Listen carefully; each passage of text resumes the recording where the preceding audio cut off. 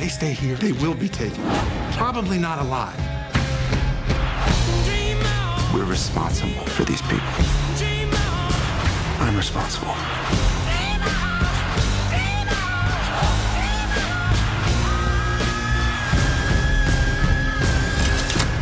Hi, I'm Jay. I'm Mike. And today we're reviewing... Why? Not Why, but the movie called Argo. Argo, fuck yourself. And this has hit all the film festivals, and there's been buzz. Don't you love saying that? Yeah. Buzz.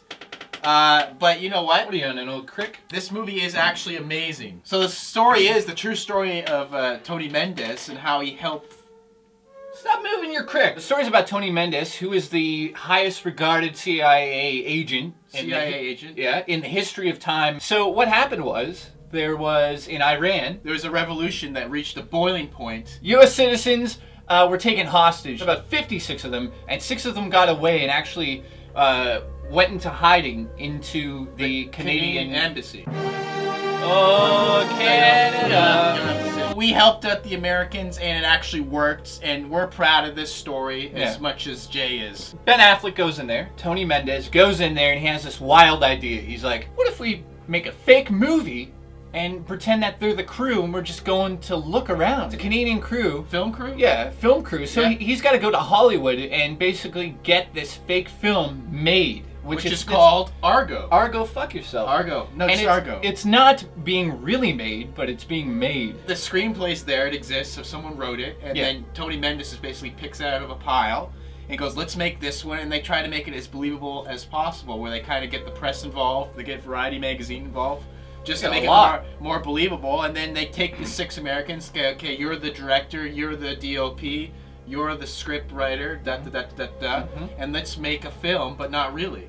Just to make it look like we're making a film so we can get the hell out of here. The CIA likes the idea. They all had these crazy ideas to get them out of the country, but nothing was working. Obviously, if you know about this event in time, you know how it ends. It took place in the 80s. Yeah. Did we say that? Well, no. 79, 80, when Jimmy Carter was president. Now, what I thought was amazing about this film was the tension. I almost want to say Ben Affleck is now, to me, a master of tension. You're always like on the edge of your seat, like, just get out of there! Yeah, it's brilliant. You just want to scream at the screen. There's been no film this year that captivated me as much as this. And to know the ending and still guess what's going to happen, that's good filmmaking. Unless you're one of these directors that's been around a while, I don't think you could just walk in and make 3 really good films like he's done. No, like, you have to have... At this point, it's not a fluke. Gone Baby Gone, which was amazing, just amazing.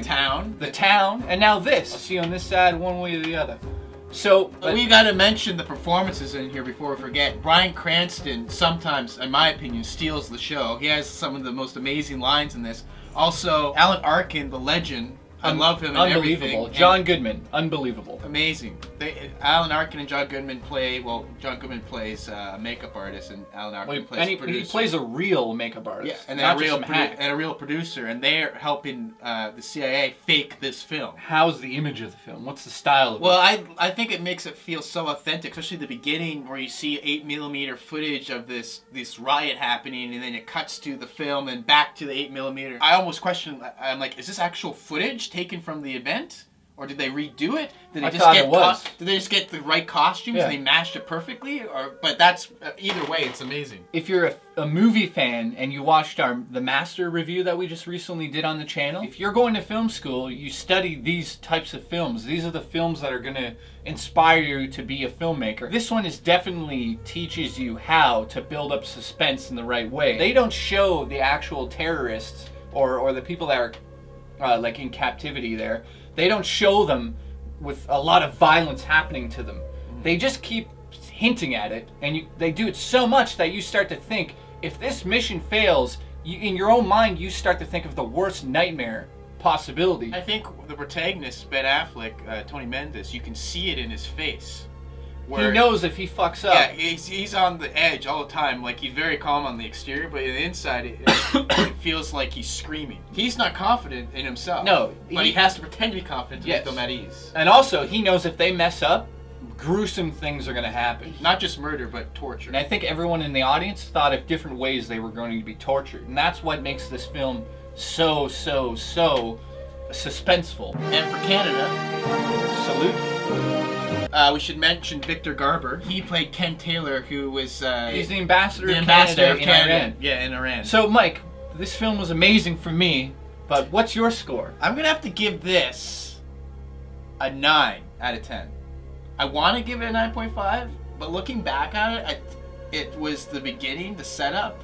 I thought it could be a little bit smarter and it could have been done a little bit better. But once it picks up, it goes. I figured like my interest wasn't completely there at the beginning, and that's why I give it a 9 out of 10. And I give it a 9.5. Literally, the only reason it's not a perfect film is because I agree that pacing is a little off at the beginning of the film. It starts out heavy, really heavy. You think like, oh shit's going down, and then there's this lull where it's Ben Affleck's character and it's trying to show like what his life was about. Maybe went a little bit more in depth there into his character, just so you got to know him a little bit more and why he was so like stone-faced. Yeah, I guess that was the problem. I guess I didn't really care. You can't relate to him because he looks miserable. And I think maybe director's cut. He's been known to make really good director's cuts of his film. So hopefully when it comes out, it's basically flawless like The Town. And I'm pretty sure we're going to see this in the Academy Awards. This will be nominated for something. It's got to be. Something. It's really well done. And it's based on a true story. We've said that. Remember to like the video. Also, check out A&C Games YouTube channel, our sponsor. And they mentioned Toronto in the film. We live there. Thank you. I thought we were in London with guns. It's going. You're missing out on this fun I'm having here. Are you farting? You know I fart right before we film.